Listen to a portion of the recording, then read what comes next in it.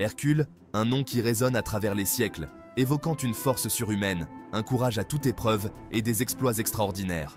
Figure emblématique de la mythologie grecque, Hercule a inspiré artistes, poètes et philosophes pendant des millénaires. Ses aventures palpitantes, ses combats titanesques contre des monstres terrifiants et sa quête de rédemption ont nourri l'imaginaire collectif, faisant de lui un symbole universel de la lutte contre l'adversité. Mais qui était vraiment Hercule?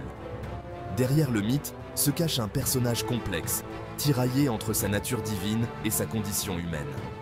Fils de Zeus, le roi des dieux, et d'Alcmène, une mortelle, Hercule est un demi-dieu doté d'une force colossale, mais également sujet aux passions et aux faiblesses des hommes. Son histoire, riche en rebondissements, est un récit initiatique qui nous transporte au cœur de la Grèce antique, à la découverte de ses mythes fondateurs et de ses valeurs morales. Au fil de ce récit, nous plongerons dans l'univers fascinant d'Hercule, explorant ses origines divines, ses exploits légendaires et son impact durable sur la culture occidentale. Des 12 travaux d'Hercule à ses amours tumultueuses, en passant par ses moments de gloire et ses épisodes tragiques, nous décrypterons ensemble la légende de ce héros hors du commun. Préparez-vous à un voyage extraordinaire au cœur de la mythologie grecque, à la rencontre d'un personnage inoubliable, Hercule, le demi-dieu aux 1000 exploits.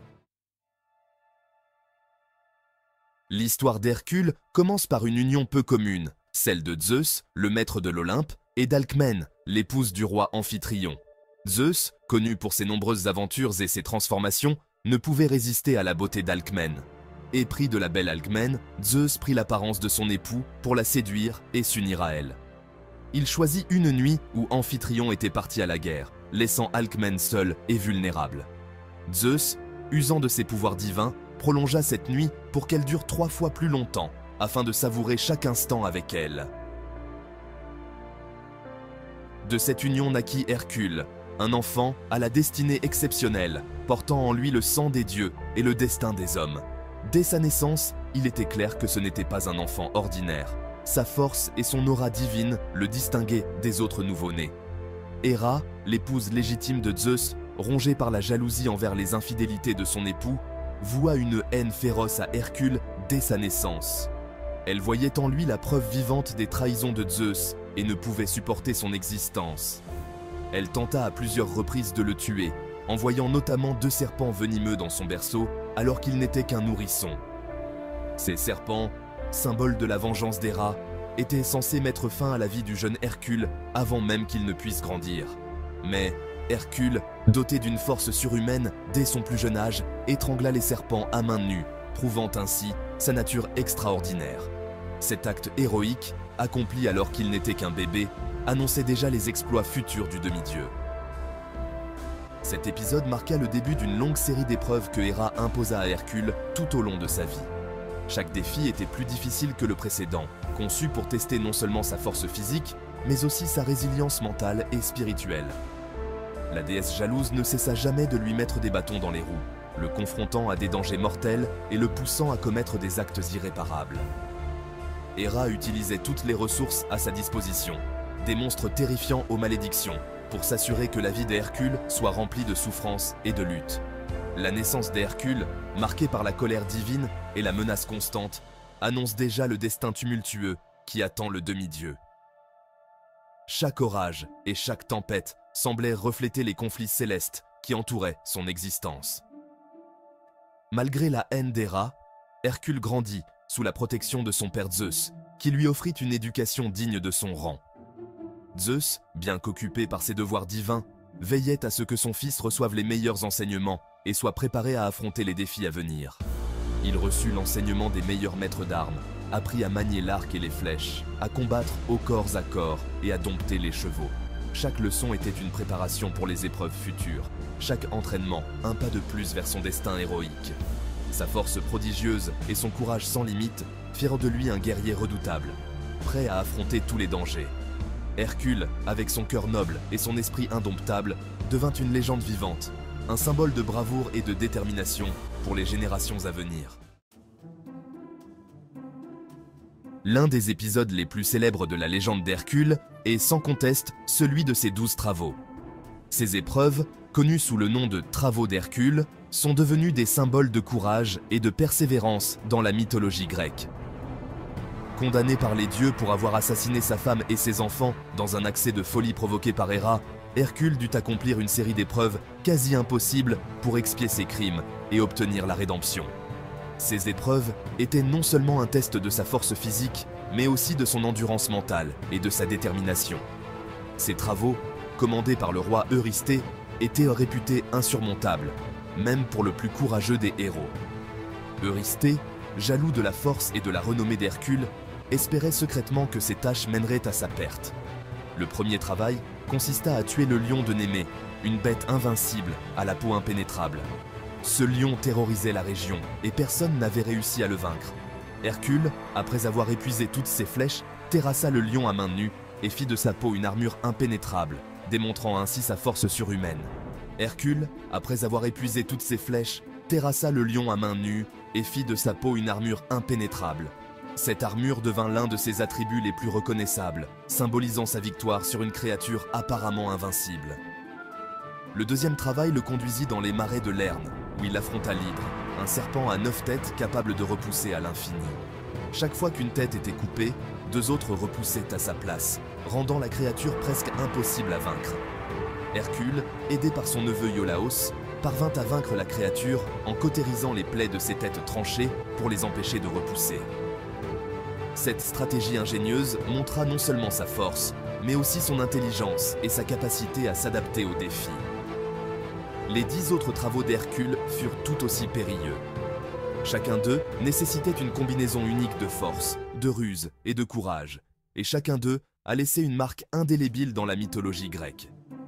Il dut capturer la biche de Cérynie au sabot d'airain, une créature rapide et insaisissable, dompter le sanglier d'Érimante, une bête sauvage et redoutable, nettoyer les écuries d'Augias en détournant le cours de 2 rivières, une tâche qui semblait impossible en raison de la quantité massive de fumier accumulée au fil des ans, exterminer les oiseaux du lac Stymphale aux plumes d'airain, des créatures dangereuses qui terrorisaient les habitants locaux, capturer le taureau de Crète, une bête sauvage qui semait la destruction sur l'île, voler les juments de Diomède, des chevaux carnivores qui se nourrissèrent de chair humaine, s'emparer de la ceinture d'Hippolyte, reine des Amazones, un symbole de pouvoir et de force, ramener les bœufs de Gérion, un géant à 3 corps, une tâche qui nécessitait non seulement de la force, mais aussi de la stratégie, voler les pommes d'or du jardin des Hespérides gardées par le dragon Ladon, un exploit qui nécessitait de la ruse et de la détermination, et enfin descendre aux enfers pour capturer Cerbère, le chien à 3 têtes gardant l'entrée du royaume des morts.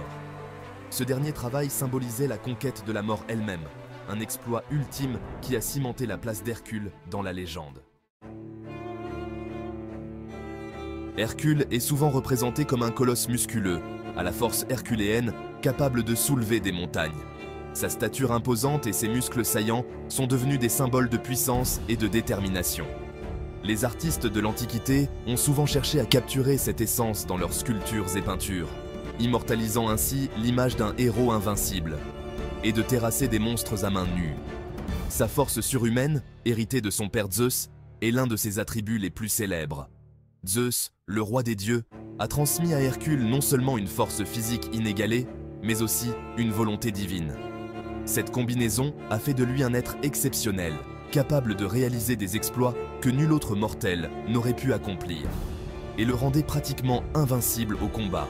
Dès son plus jeune âge, Hercule fit preuve d'une force extraordinaire. On raconte qu'il tua les serpents envoyés par Héra dans son berceau alors qu'il n'était qu'un nourrisson. Cet acte héroïque, accompli alors qu'il était encore un bébé, présageait déjà des prouesses futures qui allaient marquer sa vie. Les serpents, symboles de danger et de malveillance, furent écrasés par les petites mains d'Hercule, démontrant ainsi que sa destinée était de devenir un grand héros. Plus tard, il terrassa le lion de Némée à main nue. Ce lion, dont la peau était réputée impénétrable, représentait un défi de taille. Hercule, avec sa force brute et son courage indomptable, parvint à l'étrangler, utilisant la peau de la bête comme une armure invincible. Cet exploit est l'un des plus célèbres de ses 12 travaux, symbolisant la victoire de l'homme sur la nature sauvage. Souleva le ciel à la place d'Atlas. Dans une autre de ses aventures, Hercule montra non seulement sa force physique, mais aussi son intelligence et sa ruse. En convainquant Atlas de reprendre son fardeau, il démontra qu'il n'était pas seulement un homme de muscles, mais aussi de stratégie, et dévia le cours de fleuves entiers pour nettoyer les écuries d'Augias. La force d'Hercule n'était pas seulement physique, elle était également le reflet de sa volonté de fer. Les écuries d'Augias, réputées pour leur saleté accumulée pendant des années, furent nettoyées en un jour grâce à l'ingéniosité d'Hercule, qui utilisa la puissance des rivières pour accomplir cette tâche titanesque, et de son courage à toute épreuve. Il ne reculait devant aucun danger, affrontant des créatures terrifiantes. Les monstres mythiques, tels que l'hydre de Lerne ou le sanglier d'Érimante, furent tous vaincus par Hercule, qui ne montrait jamais de peur ou d'hésitation. Chaque combat était une nouvelle preuve de sa bravoure et de sa détermination. Et des défis impossibles avec une détermination sans faille. Sa force légendaire inspirait le respect. Les peuples de l'Antiquité voyaient en lui un modèle de vertu et de persévérance. Un être capable de surmonter les obstacles les plus insurmontables grâce à sa volonté inébranlable. Et la terreur faisant de lui un guerrier redouté. Les ennemis d'Hercule tremblaient à l'idée de l'affronter, sachant qu'il faisait face à une force de la nature. Sa réputation le précédait et son nom seul suffisait à semer la panique parmi ceux qui osaient se dresser contre lui, et un protecteur des faibles. Cependant, la force d'Hercule était parfois source de destruction. Dans un accès de folie provoqué par Héra, il tua sa propre femme. Cette tragédie personnelle montre que même les plus grands héros ne sont pas à l'abri des faiblesses humaines. Et ses enfants, un acte irréparable qui le hanta toute sa vie. La culpabilité et le remords le poussèrent à chercher la rédemption à travers des épreuves encore plus difficiles. Chaque travail qu'il entreprenait était une tentative de racheter ses erreurs passées, et le poussa à accomplir ses 12 travaux pour expier ses crimes. La force d'Hercule, aussi impressionnante soit-elle, n'était pas sans conséquences. Chaque exploit était une double-edged sword, apportant à la fois gloire et souffrance, et pouvait se retourner contre lui. Ainsi, la légende d'Hercule nous rappelle que la véritable force ne réside pas seulement dans les muscles, mais aussi dans la capacité à surmonter ses propres démons et à chercher la rédemption malgré les erreurs du passé.